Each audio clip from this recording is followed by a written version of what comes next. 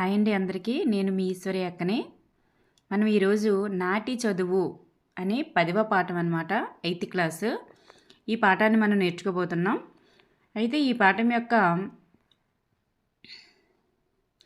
మొత్తం బిట్స్ అనేవి పాఠంలో లైన్ టు లైన్ చదివి ఏ ఒక్క బిట్ను కూడా మీకు మిస్ అయ్యకుండా ప్రతి ఒక్క బిట్ని కూడా ఈ వీడియోలో మీకు అందించడం జరిగింది.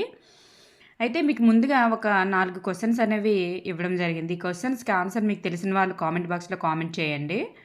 తెలియని వాళ్ళు తెలియకపోయినా ఈ వీడియోలో మీకు ఈ క్వశ్చన్స్ అనేవి ఇవ్వడం జరిగింది, ఆన్సర్స్ అనేవి ఇవ్వడం జరిగింది. ఫస్ట్లో చూసుకున్నట్లయితే మనం ఫస్ట్ బిట్, రచయిత వీధి బడిలో చదివిన పాఠ్యగ్రంథం పేరేమిటి? రచయిత పేరేంటి అనేది మీకు తెలుసుకుంటారు. ఆయన వీధి బడిలో చదివిన పాఠ్యగ్రంథం పేరేంటి కనుక్కుంటారు. తెలిసిన వాళ్ళు కామెంట్ చేయొచ్చు. వీధి బడిలో సెలవు రోజులు ఎప్పుడెప్పుడు ఉండేవి? అప్పట్లో వీధి బడిలో నాటికాలంలో సెలవు రోజులు ఎప్పుడెప్పుడు ఉండేవి? రచయిత 2వ తరగతి చదువుతున్నప్పుడు బడి తనిఖీ ఇన్స్పెక్టరు ఏ సమయంలో వచ్చారు? రచయిత ఏ రోజున జన్మించారు? ఇవి ఈ పాఠంకి సంబంధించినటువంటి బిట్స్. మీకు తెలిసిన వాళ్ళు కామెంట్ చేయండి. ఇప్పుడు బిట్స్లోకి వెళ్ళిపోదాం. నెక్స్ట్ వన్, నాటి చదువు అనేటటువంటి పాఠం దేని గురించి తెలియజేస్తుంది అంటే, ఇది ఒక రచయితకి సంబంధించినటువంటి ఆత్మకథ. అంటే ఆయన నాటి కాలంలో ఏ రకంగా చదివారు, అప్పట్లో ఉపాధ్యాయులు ఎలా ఉండేవాళ్ళు, పాఠశాల ఎలా ఉండేది, నెక్స్ట్ అప్పుడు అంటే పెన్నులు అలాంటివి రాసేటటువంటి పరికరాలు ఎలా ఉండేవి, అప్పటి క్రమశిక్షణ విద్యార్థుల్లో క్రమశిక్షణ ఎలా ఉండేది, ఇవన్నీ కూడా తెలియజేస్తున్నారనమాట. అంటే తన యొక్క ఆత్మకథని తెలియజేస్తున్నారు రచయిత. ఈ ఆత్మకథని తన గురించి తాను చెప్పుకుంటున్నారు కాబట్టి ఈ పాఠం అంతా కూడా ఉత్తమ కథనంలో నడుస్తూ ఉంటుందన్నమాట. ఏదైనా ఆత్మకథ తన గురించి తాను చెప్పుకునేటటువంటి పాఠాలన్నీ కూడా ఉత్తమ కథనంలో నడుస్తున్నాయి అని చెప్పుకుంటాం. మనకి బిట్ కూడా ఉత్తమ కథనంలో ఉన్నటువంటి పాఠం ఏది అని అడగచ్చు. అప్పుడు కిందన నాటి చదువు అని కూడా మనం గుర్తించాల్సి ఉంటుంది. ఫస్ట్ బిట్ చూసుకున్నట్లయితే ఈ పాఠం యొక్క ఇతివృత్తం ఏమిటి? చూడండి, ఇతివృత్తం ఏంటంటే వ్యక్తిత్వ వికాసము మరియు చదువు యొక్క విలువను తెలియజేస్తున్నది అన్నమాట.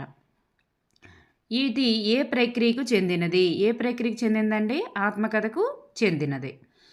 ఈ పాఠం యొక్క రచయిత ఎవరండి రచయిత? ఆచార్య మామిడిపూడి వెంకట రంగయ్య. అయితే మనకి ఇక్కడ నాటి చదువు అని చెప్పేసి ఇక్కడ చూడండి, గాంధీజీ గారి ఆత్మకథ పేరు అని ఇచ్చామంటే అది సత్యశోధన. గాంధీజీ గారి ఆత్మకథ పేరు సత్యశోధన.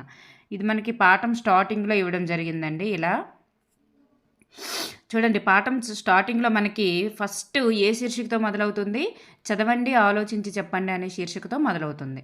అయితే ఇక్కడ మనకి గాంధీజీ గారి యొక్క ఆత్మకథలో నుంచి మనకి పారాగ్రాఫ్ అనేది ఇవ్వడం జరిగింది. ఇది చదివేద్దాం ఫాస్ట్గా.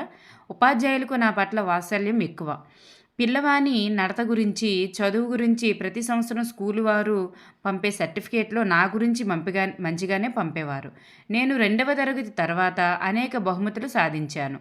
5వ 6వ తరగతుల్లో నెలకు 4 రూపాయల చొప్పున విద్యార్థి వేతనం కూడా పొందాను. ఇందుకు నా తెలివితేటలతో పాటు అదృష్టం కూడా పనిచేసిందని నా అభిప్రాయం. చూడండి, తెలివితేటలతో పాటు అదృష్టం కూడా పనిచేసిందంట. ఏమైనా విద్యను పొందాలంటే ఓర్పు, సహనంతో పాటు నిరంతర శ్రమ కలిగి ఉండాలి అని గాంధీజీ గారు తన యొక్క ఆత్మకథను సత్యశోధనలో చెప్పారని ఉంది. చూడండి, 8వ తరగతిలో ఏ శీర్షికతో మొదలవుతుంది అనేది కూడా ఇంపార్టెంట్. అన్ని తరగతుల శీర్షికలు ఒకేలా ఉండవు. ఫస్ట్ వన్ ఏ శీర్షికతో మొదలైందంటే చదవండి, ఆలోచించి చెప్పండి అనే శీర్షికతో మొదలైంది. ఓకేనండి. ఇక్కడ గాంధీజీ గారి యొక్క ఆత్మకథ పేరేమిటి? సత్యశోధన. పై పేరాలో ఎవరు దేని గురించి చెప్పారండి? గాంధీజీ గారు చదువు యొక్క గొప్పతనం గురించి, తను చదువుకునేటప్పుడు ఎలా ఉండేది, ఎలా బహుమతులు తెచ్చుకున్నట్లు, ఇవన్నీ కూడా చదువు యొక్క గొప్పతనాన్ని గురించి చెప్పడం జరిగింది.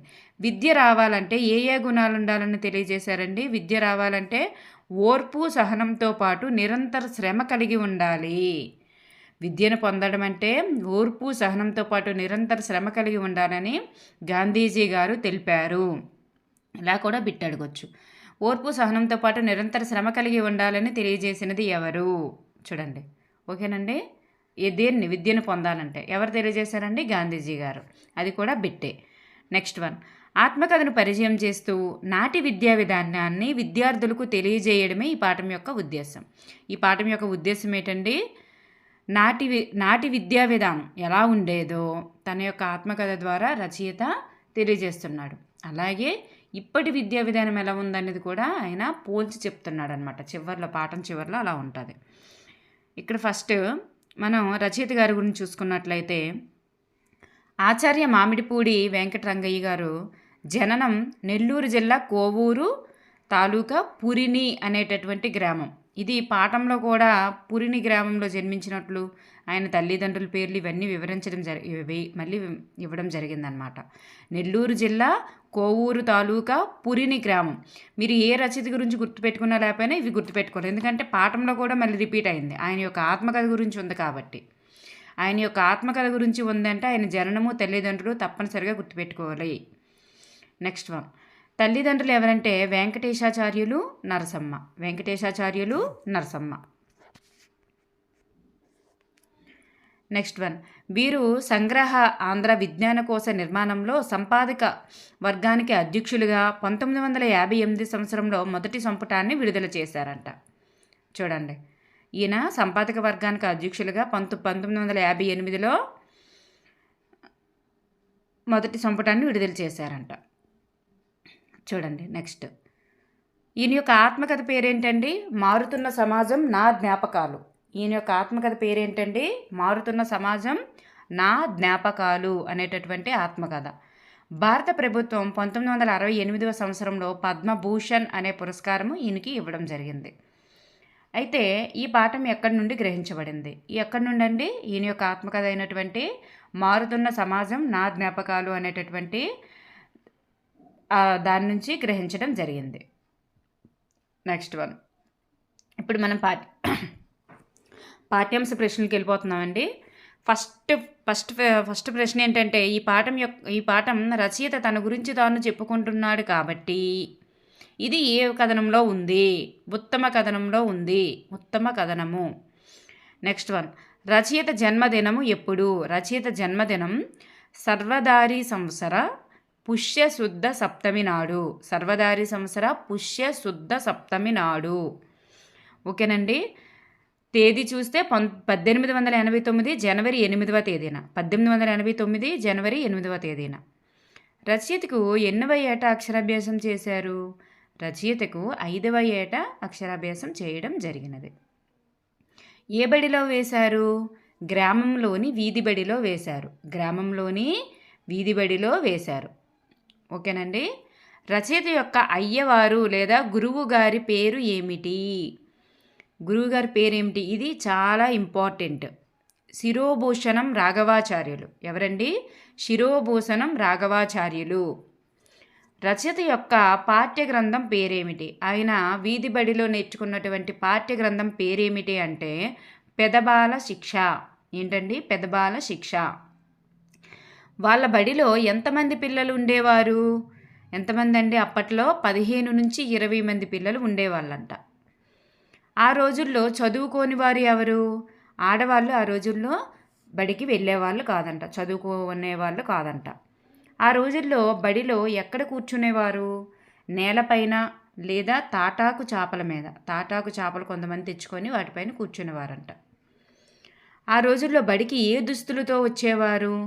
గూచి లేదా దుస్తులు అసలు ఉండేవే కాదంట. అప్పటి కాలం ఎలాంటిదని రచయిత అన్నారు? మా కాలం ఒక సంధియుగమని, పాత కొత్త కలిసిపోతున్న కాలమని రచయిత అన్నారు. ఒక సంధియుగమని, పాత కొత్త రెండు మిక్స్ అయిపోతున్న కాలం అని చెప్పేసి అంటారనమాట. అప్పట్లో దేని మీద రాసేవారు? కర్ర పలకపై శుద్ధముక్క లేదా బలపంతో రాసేవారు.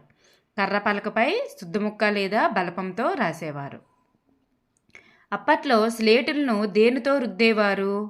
స్లేటులు లేదా పలకలని ఎండు కొబ్బరి ముక్కలతో రుద్దేవారంట. అప్పట్లో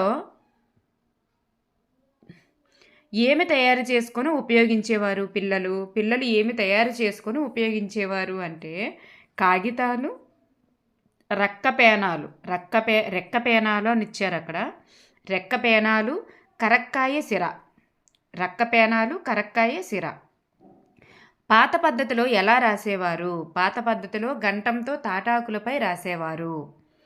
బడికి ఎప్పుడు వచ్చేవారు? బడికి పిల్లలు ఎప్పుడు వచ్చేవారు అంటే సూర్యోదయానికి ముందే వచ్చేసేవారంట. మొదట వచ్చిన వారికి, తర్వాత వచ్చిన వారికి అయ్యగారు ఏమి పెట్టేవారు? మొదట వచ్చిన వారికి అరచేతిలో సిరి అని, రెండోసారి వచ్చిన వారికి అరచేతిలో చుక్క అని పెట్టేవారంట. బడి వేళలు ఎలా ఉండేవి అంటే సూర్యోదయానికి ముందే ప్రారంభమయ్యి 8 గంటలకు చల్లన్నం కోసం విరామం, 11 గంటలకు మధ్యాహ్న భోజన విరామం. నెక్స్ట్ మళ్ళీ 11 గంటలకు భోజన విరామం అయిన తర్వాత మళ్ళీ 2 గంటలకు స్టార్ట్ అయ్యి 2 నుంచి సాయంత్రం సూర్యాస్తమయం వరకు ఉండేదంట. చూడండి, అది మీరు ఒకసారి గమనించండి. నెక్స్ట్ వన్, వీరి విద్య ఎలా ప్రారంభమయ్యేది? నేల మీద అక్షరాలు నేర్చుకోవడంతో ప్రారంభమయ్యేదంట. నేల మీద అక్షరాలు నేర్చుకోవడంతో ప్రారంభమయ్యేదంట. పెద్దబాల శిక్షణ చదవడం ఎన్నాళ్ళలో పూర్తి చేసేవారు? పెద్దబాల శిక్షణ చదవడం 1 సంవత్సరంలో పూర్తి చేసేసేవాళ్ళంట. వీరి దినచర్యలో ఉదయము సాయంత్రము ఏమి చేసేవారు? ఉదయము సాయంత్రం ఏం చేసేవారంటే ఎక్కాలను వల్లించడం చేసేవారు. 2వ సంవత్సరం విద్యాభ్యాసం ఎలా జరిగింది? భిన్నాలు, మ్యాపలు నేర్చుకోవడం, కూడికలు, తీసివేత, గుణకార, భాగాహార, వడ్డీ కట్టడం, బాలశిక్షలోని కొన్ని లెక్కలు నేర్చుకోవడం చేసేవారంట. బాలశిక్షణ చదవడం వచ్చిన వారికి పెద్ద పుస్తకం కూడా ఇచ్చేవారంట. చూడండి, బాల శిక్ష నేర్చుకున్న వాళ్ళకి పెద్ద పుస్తకం అనేది ఇచ్చేవారు. 2వ సంవత్సరం ఇది. మొదటి సంవత్సరమే పెద్ద బాల శిక్ష అనేది కంప్లీట్ అయిపోయేది. పెద్ద పుస్తకంలో ఏమి ఉంటాయి? పెద్ద పుస్తకంలో భారతము లేదా భాస్కర రామాయణము ఉంటాయని అక్కడ ప్రస్తావించారు. అంటే భారతమో రామాయణమో ఉంటాయని మనం గుర్తించాలి. వీరికి సెలవు రోజులు ఎప్పుడు? చూడండి, వీళ్ళకి సెలవు రోజులు ఎప్పుడెప్పుడు ఉండేవంటే పౌర్ణమి పాడ్యమి, అమావాస్య పాడ్యమి. ఇక్కడ పౌర్ణమి అని రాశాను. పౌర్ణమి పాడ్యమి, అమావాస్య పాడ్యమి. పౌర్ణమి పాడ్యమి, అమావాస్య పాడ్యమి సెలవు రోజులు ఉండేవంట. పౌర్ణమి, పాడ్యమి, అమావాస్య, పాడ్యమి. నెక్స్ట్, వీరికి సెలవు రోజుల్లో ఏమి నేర్చుకునేవారు? వీరికి సెలవు రోజుల్లో ఏం నేర్చుకునేవారంటే సుమతీ శతకము, వేమన శతకము, రుక్మిణీ కళ్యాణం వంటి 4-5 పద్యాలు నేర్చుకునేవారంట. సుమతీ శతకము, వేమన శతకము, అలాగే రుక్మిణీ కళ్యాణానికి సంబంధించిన 4-5 పద్యాలు అనేవి నేర్చుకునేవారంట. సెలవుల తర్వాత మళ్ళీ ఎప్పుడు బడికి వచ్చేవారు? సెలవుల తర్వాత మళ్ళీ ఎప్పుడు బడికి వచ్చేవారంటే విద్యా నాడు బడికి వచ్చేవారు. నెక్స్ట్ వన్, 5వ ఏటి నుండి 7వ ఏటి వరకు రచయిత ఎక్కడ చదివారు? 5వ ఏటి నుండి 7వ ఏటి వరకు అంటే 5వ సంవత్సరంలో కదండి తనకు బడిలో వేశారు. సో 2 సంవత్సరాలు. ఆ 2 సంవత్సరాలు కూడా వీధి బడిలో ఆయన చదవడం జరిగింది. పదబాల శిక్షతో పాటు పెద్ద పుస్తకం కూడా చదవడం జరిగింది. 5వ ఏట నుంచి 7వ ఏట వరకు ఎన్ని పద్యాలను నేర్చుకుంటారు? వీధి బడిలో ఎన్ని పద్యాలను నేర్చుకుంటారు అంటే 200-300 పద్యాలంట. 200-300 పద్యాల వరకు నేర్చుకుంటారంట. రచయిత 2వ తరగతి చదువుతున్నప్పుడు బడి తనిఖీ ఇన్స్పెక్టర్ ఏ సమయంలో వచ్చారు? రాత్రి 7 నుంచి 8 గంటల మధ్యలో వచ్చారు. ఆ ఇన్స్పెక్టర్ దగ్గర ఏమి ఉండేది? ఒక గుడ్డి లాంతరు ఉండేది. ఆ ఇన్స్పెక్టర్ దగ్గర ఒక గుడ్డి లాంతర్ అనేది ఉండేదంట. ఇన్స్పెక్టర్ వచ్చిన సమయంలో రచయిత చేతిలో ఏమి పెట్టి బడికి తీసుకుని వెళ్ళారు అంటే రచయిత పడుకుండిపోయారనమాట. 7-8 మధ్యలో అప్పట్లో పిల్లలు పడుకుండిపోయేవాళ్ళంట. ఆ టైంలో ఆ ఇన్స్పెక్టర్ వస్తే రచయితను తీసుకుని వెళ్ళడం కోసం ఆయన చేతిలో అరటిపండు పెట్టి తీసుకొని వెళ్ళారంట. ఇన్స్పెక్టర్ రచయితతో పాటు పిల్లలందరికీ ఏ పరీక్ష పెట్టారు? ఇన్స్పెక్టర్ గారు రచయితతో పాటు పిల్లలందరికీ ఏ పరీక్షను పెట్టారు అంటే ఒక పద్యం చదవడం, ఒక ఎక్కం అప్పగించడం, బాలశిక్షలో 2 వాక్యాలు చదవడం. చూడండి, ఒక పద్యం చదవడం, ఒక ఎక్కం అప్పగించడం, అలాగే బాలశిక్షలో 2 వాక్యాలు అనేవి చదవడం. దసరాకి ముందు దసరా పద్యాలు నేర్చుకునేవారు. ఎన్ని దసరా పద్యాలు నేర్చుకునేవారు అంటే 20 దసరా పద్యాలు అనేవి నేర్చుకునేవారంట. దసరా పద్యాలను ఏమి చేసేవారు? దసరా పద్యాలను ఏం చేసేవారంటే వాటన్నింటినీ తాటాకులపై అంటే గుండ్రంగా కత్తిరించినటువంటి తాటాకులపై రాసి ఒక పుస్తకంలా కుట్టి ఉంచేవారంట. వాటిని ఏం చేసేవాళ్ళో చూడండి. ఆ దసరాలో అయ్యవారితో కలిసి గ్రామంలోని కొందరి ఇళ్ళకి వెళ్ళి పద్యాలను అప్పగించేవారంట. ఇలా అప్పగించేటప్పుడు గ్రామస్తులు ఏమేమి ఇచ్చేవారు? అయ్యవారికి అర్ధ లేదా పావలా రూపాయిని, పిల్లలకు పప్పు బెల్లాలను ఇచ్చేవారంట. ఓకేనండి. మనకి పాఠాంత పద్యంలో కూడా ఇదే ఇచ్చారు మనకు అక్కడ. జానపదులు అంటే గ్రామస్తులు అని. గ్రామస్తులు ఏమేమి ఇచ్చేవారంటే అయ్యవారికి అర్ధ లేదా పావలాను, పిల్లలకు పప్పు బెల్లాలను ఇచ్చేవారట. దసరాలో ఇలా పద్యాలను చదవడానికి ఏమి ధరించి వెళ్ళేవాళ్ళు? విల్లంబులు లేదా కోతి కొమ్మంచి విల్లంబు లేదా కోతి కొమ్మంచిని ధరించి వెళ్ళేవారు. రచయిత పినతల్లి పేరు ఏమిటి? వెంకమ్మ. రచయిత పినతల్లి పేరు వెంకమ్మ. రచయిత పినతల్లి తన కోసం ఏమేమి తీసుకువచ్చింది? రచయిత పినతల్లి తన కోసం ఏమేమి తీసుకువచ్చిందంటే ఒక చల్లడం అంటే పంట్లామని ఇచ్చారు. ఒక చొక్కాయ, ఒక టోపీ. ఒక చల్లటం అంటే పంట్లం, ఒక చొక్కాయ, ఒక టోపీ అవి తెచ్చిందంట. ఈ దుస్తులను చేతిలో ధరించి కోతుకొమ్మంచిని పట్టుకొని దసరా కార్యక్రమంలో పాల్గొనేవారంట. ఈ దుస్తులతో పాటు కోతుకొమ్మంచిని కూడా పట్టుకొని దసరా కార్యక్రమంలో రచయిత పాల్గొనేవారంట. నెక్స్ట్, నేడు గ్రామాల్లో పాఠశాలలను ఎవరు స్థాపిస్తున్నారని రచయిత అన్నారు? నేడు గ్రామాల్లో పాఠశాలలు అప్పట్లో అలా ఉండేవి కదండి, వీధి బడులు. అయితే ఇప్పుడు ప్రభుత్వం వారో జిల్లా పరిషత్ వారో స్థాపిస్తున్నారని చెప్పడం జరిగింది. నేడు విద్యా విధానంలో ఉపాధ్యాయులు ఎంతమంది ఉంటున్నారు? నేడు విద్యా విధానంలో ఉపాధ్యాయునికి తరగతికి ఒకరు ఉంటున్నారంట. ఒక ఉపాధ్యాయునికి బదులుగా తరగతి సంఖ్యను బట్టి 4-5 వరకు ఉంటున్నారని ఇచ్చారనమాట. రచయితే చెప్తున్నాడు నాటి గురించి నేడు గురించి కూడా, రెండింటి గురించి. అప్పటి విద్యలో ఉపాధ్యాయులు ఎంతమంది ఉండేవారు? ఒక్కరు మాత్రమే ఉండేవారు ఉపాధ్యాయులు అప్పట్లో. ఇప్పుడు మాత్రం విషయానికి అంటే సబ్జెక్టుకి ఒకరు చొప్పున, తరగతికి ఒకరు చొప్పున అలా ఉంటున్నారనమాట. దేనిని గురించి రచయిత మన దేశంలో ఏర్పడిన సాంప్రదాయం అని అన్నారు? దేన్ని గురించి రచయిత మన దేశంలో ఏర్పడిన సాంప్రదాయం అని అన్నారంటే ఉపాధ్యాయుల పట్ల ఎదురు చెప్పడం కానీ, వారి ఆదేశాలకు అన్యదా ప్రవర్తించడం కానీ గొప్ప నేరమని భావించడమే మన దేశంలో ఒక గొప్ప సాంప్రదాయం అని చెప్పేసి అన్నారనమాట. ఒకప్పుడు ఇది ఉండేది, ఇప్పుడు అది తగ్గుతూ వస్తుంది. నేడు విద్యార్థులు వేటిలో ఉత్తీర్ణులవుతున్నారు? విజ్ఞాన శాస్త్రం, సాంకేతిక శాస్త్రం, సామాజిక శాస్త్రం. విజ్ఞాన శాస్త్రం, సాంకేతిక శాస్త్రం, సామాజిక శాస్త్రం ఈ మూడింట్లో కూడా ఉత్తీర్ణులు అవుతున్నారు. రచయిత యొక్క ఆశయం ఏమిటి? దేనిని ఆశిస్తున్నారు? రచయిత దేనిని ఆశిస్తున్నారు, అలాగే అతని యొక్క ఆశయం ఏమిటి అంటే ప్రతి ఒక్కరూ చక్కగా చదువుకొని దేశాభివృద్ధికి తోడ్పడాలని ఆశిస్తున్నారు. అయితే ఈ ప్రయత్నమే ఫలప్రదం కావాలన్నదే ఆయన యొక్క ఆశయం. ఆయన యొక్క ఏ ప్రయత్నం అంటే నేటి సమాజం దేనిని గురించి ప్రయత్నిస్తూ ఉన్నామని రచయిత విశ్వాసం వ్యక్తం చేస్తున్నారు? మనం ఉత్తమ మార్గంలో నడుచుటకు ప్రయత్నిస్తున్నామనేదే ఆయన యొక్క విశ్వాసం. అంటే ఏమనుకుంటున్నాడంటే మనం తప్పుదారిలో నడవకుండా ఎలా మార్పులు జరుగుతున్నప్పటికీ నాటికి నేటికి ఎలాంటి మార్పులు జరిగినా మనం ఉత్తమమైన మార్గంలో నడుచుటకు ప్రయత్నిస్తున్నామనే నేను అనుకుంటున్నాను అని రచయిత తెలియజేశారనమాట. అప్పట్లో పిల్లలు ఎంత సమయానికి నిద్రపోయేవాళ్ళు? రాత్రి 7-8 గంటలకు నిద్రపోయేవాళ్ళు. అయితే పాఠశాల భవనాలు అప్పట్లో ఎలా ఉండేవి, ఇప్పట్లో ఎలా ఉండేవి మనకి పాఠం వెనక ఇవ్వడం జరిగింది కాబట్టి ఇప్పుడు తెలుసుకోవాలి. అప్పట్లో వీధి బడి అనేది ఉండేది. చిన్న పూరి ఇంటికి ముందు ఖాళీ ప్రదేశంలో చెప్పేవారు. అలాగే వీధికి మధ్యలో ఒక గోడ కూడా ఉండేది కాదంట. వీధికి మధ్యలో ఒక గోడ కూడా లేకుండా చాటు ఉండేది కాదు. వీధికి ఎదురుగా అంటే వీధిలో వెళ్తున్న వాళ్ళు ఆ గడపలో ఏం చదువుతున్నారో, ఆ పూరి గడపలో ఏం చదువుతున్నారు అనేది వీధిలో అందరికీ కూడా కనిపించేలాగా ఉండేదంట. చాటుగా ఉండేది కాదంట అని అర్థం. నేడు పరిస్థితి ఎలా ఉందంటే పాఠశాలలు ప్రభుత్వం వారు జిల్లా పరిషత్ వారు స్థాపించినవి ఉంటున్నాయి, పక్కా భవనాలు ఉంటున్నాయి, విశాలమైన ఇండ్లు ఉంటున్నాయి అన్నమాట. ఇప్పుడు అర్థమైంది కదండి. నెక్స్ట్ వన్, ఉపాధ్యాయులు ఎలా ఉంటున్నారు? ఉపాధ్యాయులు అప్పట్లో అన్ని సబ్జెక్టులకి ఒకరే బోధించేవారు, గురువుగారు ఒకరే ఉండేవారు.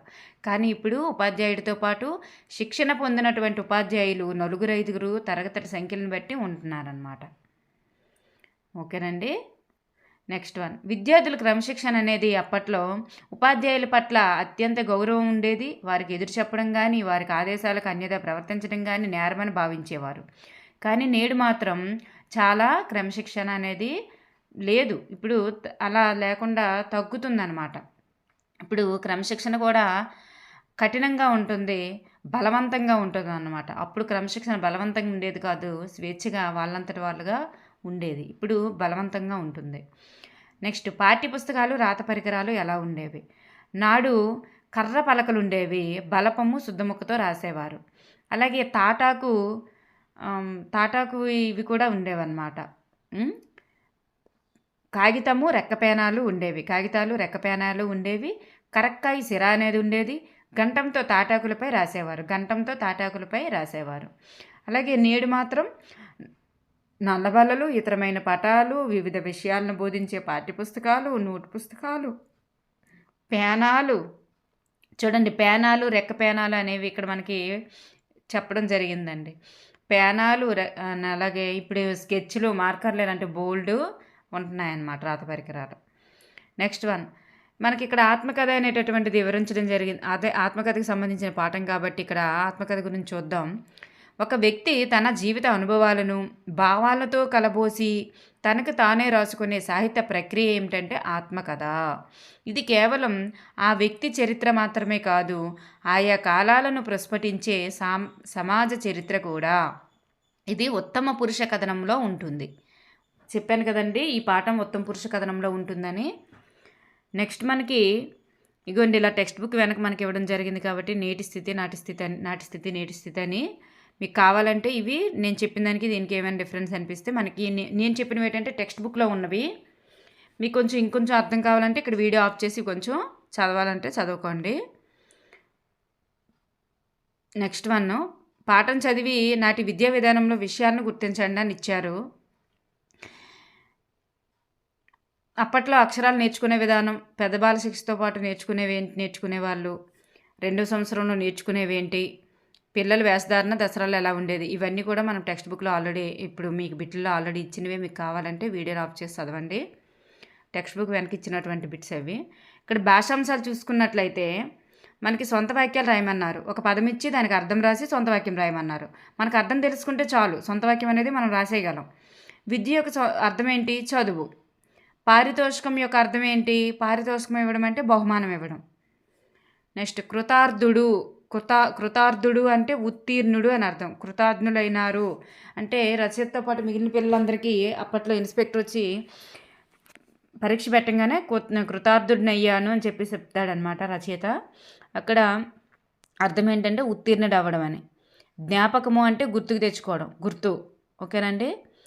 పాండిత్యం అంటే చదవరితనము లేదా పండిత భావము, బాగా చదవడం. తెలిసిందే కదండి, పాండిత్యంలో గొప్ప దిట్ట అని చెప్పుకుంటాం, అలా అనమాట. మీరు కావాలంటే ఇవి చదవండి, చదివిస్తే మీకు కొంచెం అర్థమవుతుంది.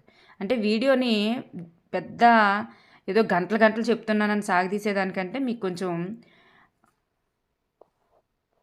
వేగంగా చెప్పి వేగంగా అర్థమయ్యేటట్లు అంటే ఇప్పుడు ఇవి అర్థమయ్యేలాగా చెప్పాల్సిన అవసరం లేదు, మీకు అందరికీ అర్థమైపోతుంది. నెక్స్ట్ వన్, పాఠం వెనుకున్నటువంటి వాటిని మీకు అందించాలనేదే నా భావం అండి. అది కూడా మీకు టైం వేస్ట్ కాకుండా షార్ట్కట్గా అందించాలనేసి. ఇక్కడ ప్రకృతి వికృతులు మనకి ఇచ్చారు. అది జతపరచడం ఏంటంటే సూర్యుడు దాని వికృతి ఏంటంటే సూర్యుడు అంటే సూర్యుడు అనేది వికృతి పదం కాదు అని ఇచ్చారు ఇక్కడ. అంటే టెక్స్ట్ బుక్లో కానీ మనకి మ్యాథ్స్ ఆఫ్ ఫాలోయింగ్ చేయమన్నారు, ఇక్కడ గైడ్లో మాత్రం ఇలా అంటున్నారు. చూద్దాం.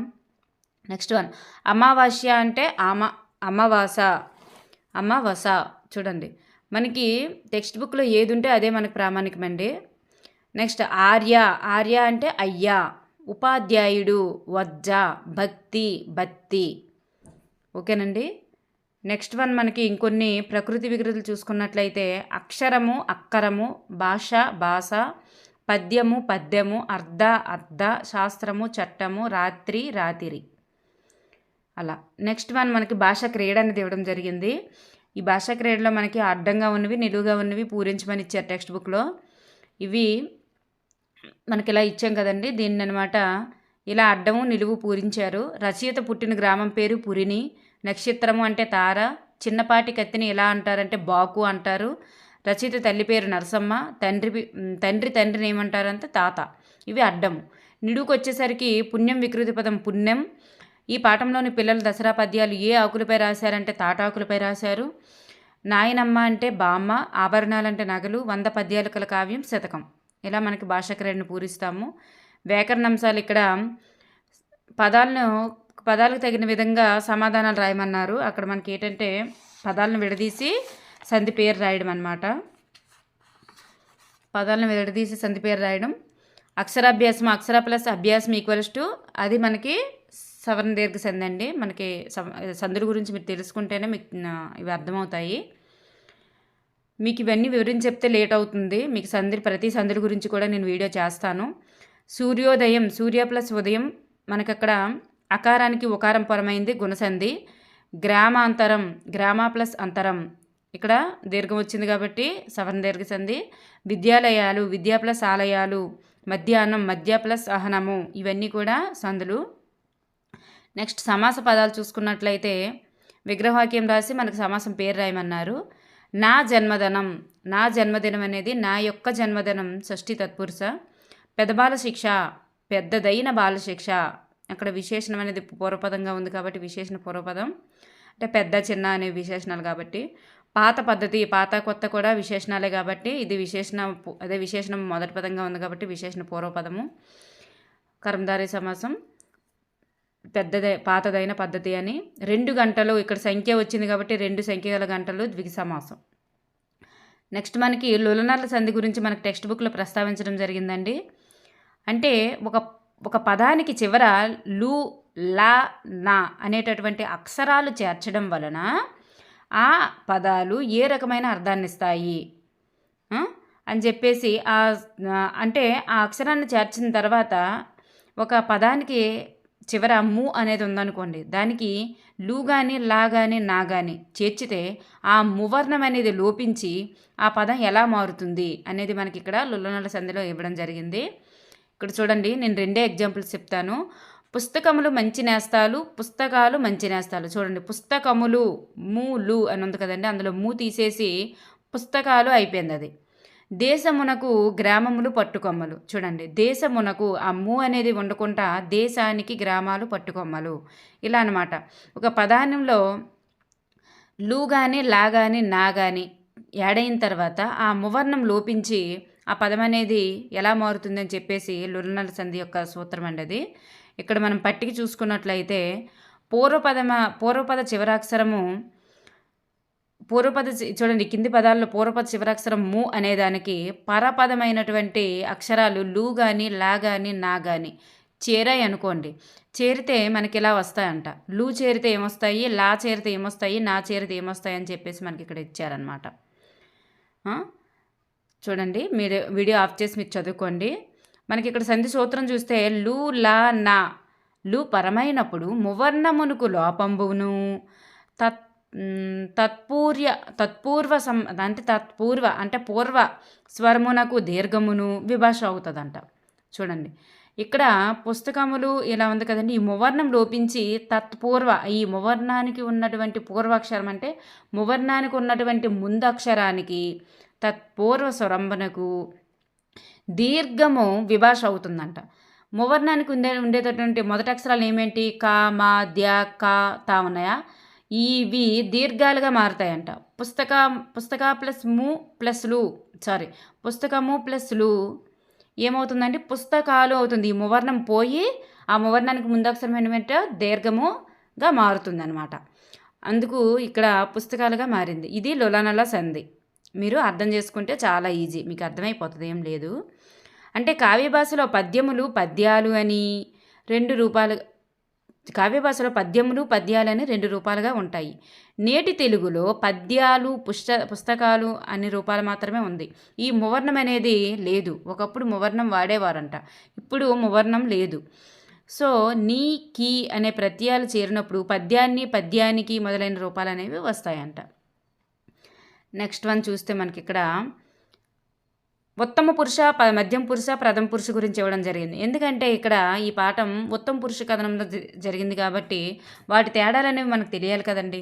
అందుకు ఇక్కడ నేను ఉత్తమ, ఎదుట మధ్యమ, ఎక్కడో ప్రథమ అనే కీవర్డ్ అనేది మీకు తెలుసు.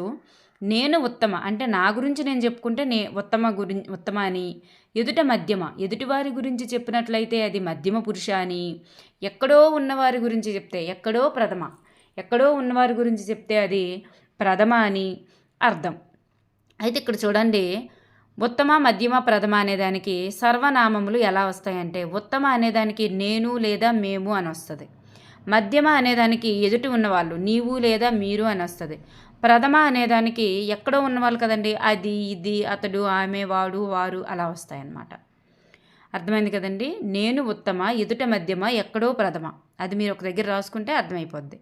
ఏకవచనం, నేను క్రమశిక్షణతో నడుచుకుంటాను అనేది ఏకవచనంగా వస్తుంది ఎక్కడ, ఉత్తమ పురుషులో. అదే ఉత్తమ పురుషులో బహువచనం అంటే మేము క్రమశిక్షణతో నడుచుకుంటాము. అలాగే మధ్యం పురుష ఎదుటివారి గురించి చెప్పేటప్పుడు ఏకవచనంలో చెప్తే అంటే ఒక వ్యక్తి గురించి చెప్తే నీవు మంచి మార్గాన్ని ఎంచుకో అని చెప్తారు. అదే మధ్యం పురుషులో ఎక్కువ మంది గురించి లేదా బహువచన రూపంలో చెప్పినట్లయితే మీరు మంచి మార్గాన్ని ఎన్నుకోండి అని చెప్పడం. అలాగే ప్రథమ ఎక్కడో ఉన్నవారి గురించి చెప్పడం కదండి. ఇది ఏకవచనంలో చెప్తే అతడు గొప్ప విద్యావంతుడు, అది మంచి పుస్తకం అలా చెప్తారు. అదే బహువచనంలో చెప్తే వారు గొప్ప విద్యావంతులు, అవి మంచి పుస్తకాలు అని చెప్తారు. ఇలా మీకు అర్థమవుతుంది.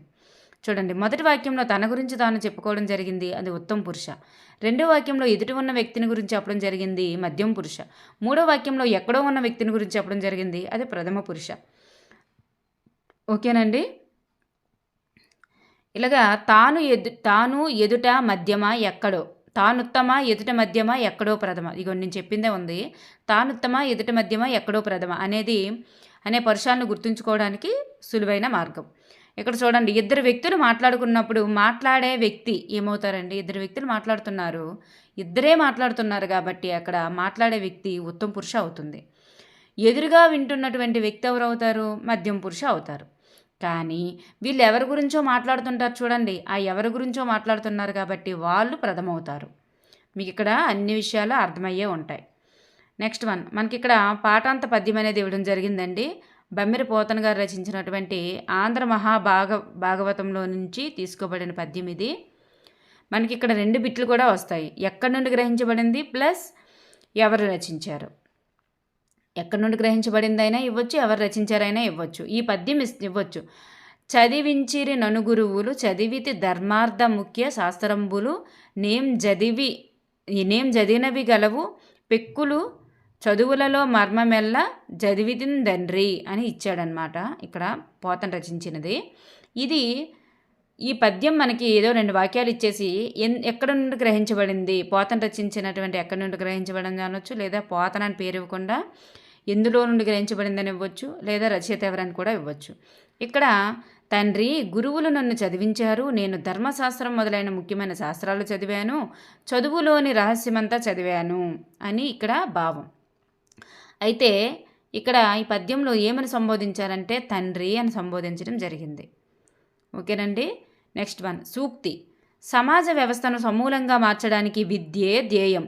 సమాజ వ్యవస్థను సమూలంగా మార్చడానికి విద్యే ధ్యేయము అని చెప్పినది ఎవరు? సర్వేపల్లి రాధాకృష్ణన్. ఎవరండి? సర్వేపల్లి రాధాకృష్ణన్. నెక్స్ట్ వన్, మనకు ఒక దినోత్సవం అనేది ఇవ్వడం జరుగుతుంది. నవంబర్ 11వ తేదీని జాతీయ విద్యా దినోత్సవంగా జరుపుకుంటాం. నవంబర్ 11వ తేదీన జాతీయ విద్యా దినోత్సవంగా జరుపుకుంటాం. నెక్స్ట్ వన్, పాఠాంత అంశం అనేది ఇవ్వడం జరిగిందండి. ఇట్లా బిట్లు అయితే ఏం లేవు. మనం చెప్పుకున్నదే, ఆనాటి కాలంలో గురువులు దసరా సమయంలో విద్యార్థులను వెంట పెట్టుకుని ప్రతి ఇంటికి వెళ్ళి పద్యాలు పాఠాలు పాడేవారు. ఆ ఇంటి యజమానులు సంతోషించి గురువులకు డబ్బులు ఇచ్చేవారు, విద్యార్థులకి పప్పు బెల్లాలు ఇచ్చేవారు. ఇదేనండి. అంటే దసరా పాట అనేటటువంటిది మనకి ఇక్కడ పాఠాంత అంశం ఇవ్వడం జరిగింది. ఇటు నుండి అయితే బిట్లు మీకు ఏం పెద్దగా రావు. ఒకవేళ చదవాలనుకుంటే ఇది మీరు ఒక్కసారి అలా చదివేయండి.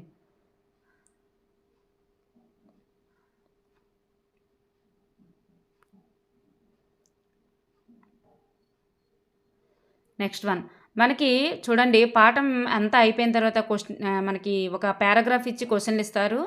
అక్కడ ఒక పారాగ్రాఫ్ ఇవ్వడం జరిగింది కదండి. అక్కడ మనకి ఏం ఇచ్చారంటే, ఆ పారాగ్రాఫ్ అయితే అంత ఇంపార్టెంట్ కాదు. కాకపోతే ఇక్కడ నా అంతరంగ కథనం అనేటటువంటి ఆత్మకథ ఎవరిది అంటే బుచ్చిబాబు గారిది. నా అంతరంగ కథనం అనే ఆత్మకథ ఎవరిది అంటే బుచ్చిబాబు. ఓకేనండి, అది గుర్తుపెట్టుకోండి చాలు. Thank you everyone. ఈ పాట ఇంతటితో అయింది.